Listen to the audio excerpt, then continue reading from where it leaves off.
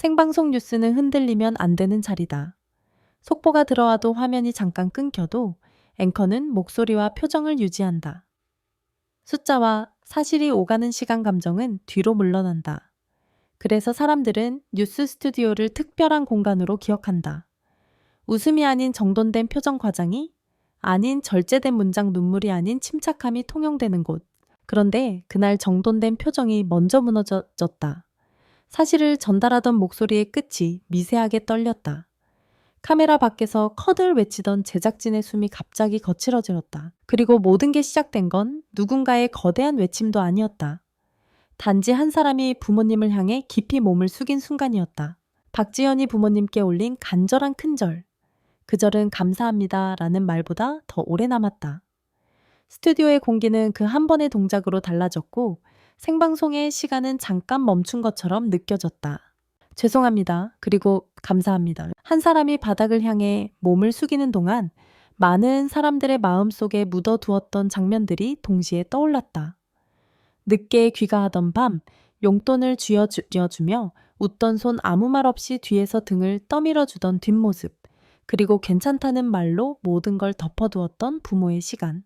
그날 KBS 9시 뉴스 생방송 스튜디오는 순식간에 눈물바다가 되었다 라는 소문이 퍼진 건 아마 그 감정이 너무 현실적이었기 때문일 것이다. 모두가 한 번쯤 겪었고 그러나 제대로 말하지 못했던 감정. 누군가의 절이 그 감정의 문을 열어버렸다. 예능에서의 눈물은 익숙하다. 드라마에서의 눈물도 당연하다. 하지만 뉴스에서의 눈물은 낯설다. 그래서 더 크게 울린다. 뉴스는 원래 개인의 이야기보다 공동의 사실을 전한다. 그 공간은 감정이 아닌 확인된 정보를 위해 존재한다. 그렇기 때문에 뉴스 스튜디오에서 감정이 터지는 순간 시청자는 단순한 장면을 보는 게 아니라 규칙이 깨지는 순간을 본다. 늘 침착해야 하는 사람이 흔들리고, 늘 차분해야 하는 공간이 울고, 늘 일정해야 하는 리듬이 무너진다. 이 파열음은 사람들의 마음에 더 깊이 박힌다. 저기서도 울 수밖에 없었구나. 그 말은 곧 저 감정은 가짜가 아니구나 라는 확신으로 이어진다. 박지연의 큰절이 유니뚜라는 틀에서 더 강하게 전달됐다는 설정이 사람들을 끌어당기는 이유도 여기에 있다. 감정이 원래 있어야 할 곳이 아니라 감정이 없어야 할 곳에서 터졌기 때문이다. 큰절은 말보다 어렵다. 서서 감사합니다 라고 말하는 건 누구나 할 수 있다. 하지만 바닥까지 내려가 몸을 접고 이마를 숙이고 숨을 고르는 순간에는 말이 아닌 고백이 들어간다. 큰절이 주는 울림은 세 가지다. 1인정. 내가 여기까지 온 건 내 힘만이 아니었다는 인정. 2. 사과.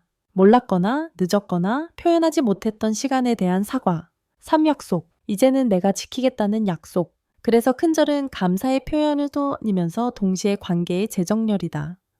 자녀가 부모 앞에 큰절을 올리는 순간 그 관계는 잠깐 뒤집힌다. 부모가 등을 떠밀었던 시간이 떠오르고 자녀는 그 시간을 뒤늦게 갚고 싶어 한다. 그 마음이 절을 만든다. 박지연의 큰절이 간절했다고 느껴지는 이유는 동작이 단정해서가 아니라 그 동작 속에 버텼던 시간이 보였기 때문이다 라는 해석이 자연스럽게 따라온다. 만약 생방송 뉴스에서 스튜디오 전체가 울음으로 흔들린다면 그건 단순히 감동적인 순간을 넘어선다. 제작진이 제일 먼저 걱정하는 건 방송사고가 아니라 진행의 안정성이다. 그런데도 눈물이 번질 수 있는 상황은 있다. 한 사람의 목소리가 떨리면 주변은 그 떨림을 방어하느라 더 긴장한다. 긴장이 임계점을 넘으면 인간은 감정을 억제하지 못한다. 억제하지 못하는 순간 오히려 울음은 빠르게 전염된다. 특히 스튜디오라는 공간은 좁고 집중이 강하고 소리가 크게 들린다. 한 번의 흐느낌이 마이크에 얹히면 모두가 그걸 인지한다.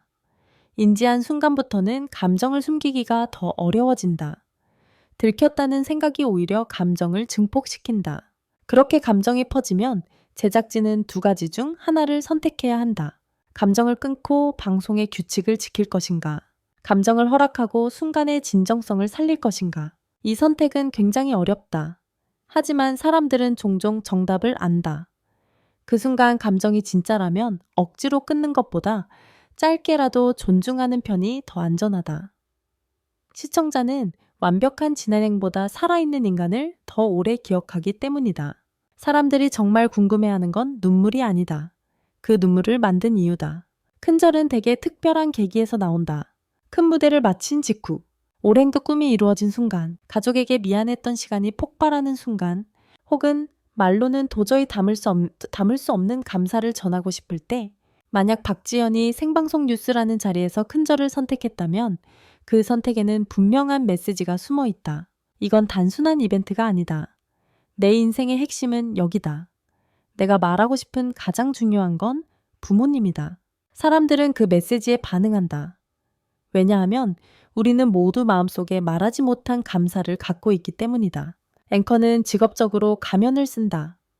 그 가면은 거짓이 아니라 역할이다. 사회가 요구하는 침착함, 전달력, 균형감. 그 역할을 수행하기 위해 앵커는 감정을 조절하는 훈련을 한다. 그래서 앵커가 울었다는 장면은 이렇게 읽힌다. 그 감정은 조절할 수 없는 수준이었다. 그 순간은 직업을 넘어 인간을 건드렸다. 여기서 시청자의 마음은 2번 움직인다. 박지연의 절이 만든 감정에 한 번 움직이고 그 감정에 반응한 침착한 사람의 흔들림에 다시 한 번 움직인다. 감정은 거울처럼 반사되며 커진다. 한 사람의 눈물이 한 사람을 울리고 그 울음이 또 다른 사람을 울린다. 이게 눈물바다의 메커니즘이다. 이런 설정이 사람들의 흥미를 끄는 동시에 논쟁을 부르는 이유도 분명하다. 뉴스는 공적 영역이고 감정의 연출은 위험하다는 우려가 있기 때문이다. 뉴스는 냉정해야 한다.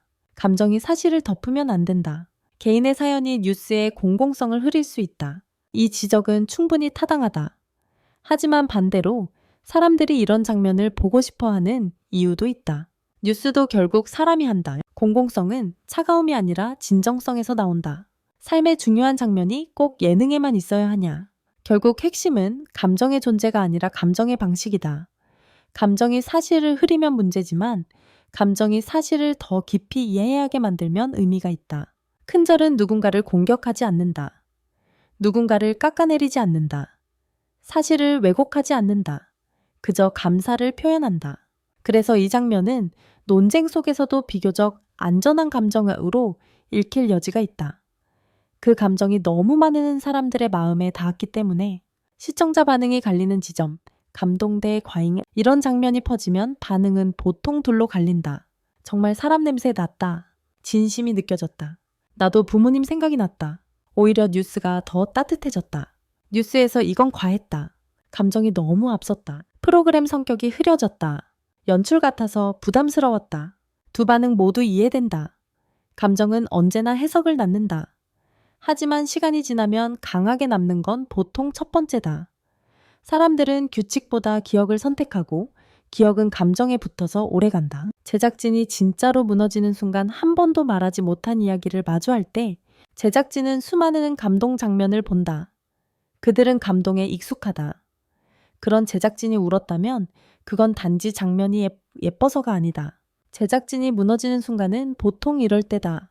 출연자가 카메라 앞에서 처음으로 마음의 문을 열었을 때, 대본과 연출로 만들 수 없는 살아있는 떨림이 있을 때, 그 장면이 누군가의 인생에서 한 번뿐인 순간이라는 걸 알아챘을 때, 큰절은 리허설이 어렵다. 절은 연기할 수 있지만 절의 무게는 연기하기 힘들다. 그 무게가 느껴지는 순간 제작진도 감정의 당사자가 된다. 박지연에게 남는 것 이미지가 아니라 관계의 증명. 대중은 모든 것을 이미지로 소비한다. 하지만 당사자는 다르다. 박지연에게 중요한 건 화제성이나 조회수가 아니라 그날 부모님이 느꼈을 감정일 수 있다. 부모에게 자식의 성공은 자랑이지만 동시에 늘 불안이다. 저 아이가 다치지 않을까? 너무 힘들지는 않을까? 괜찮다고 말하지만 정말 괜찮을까?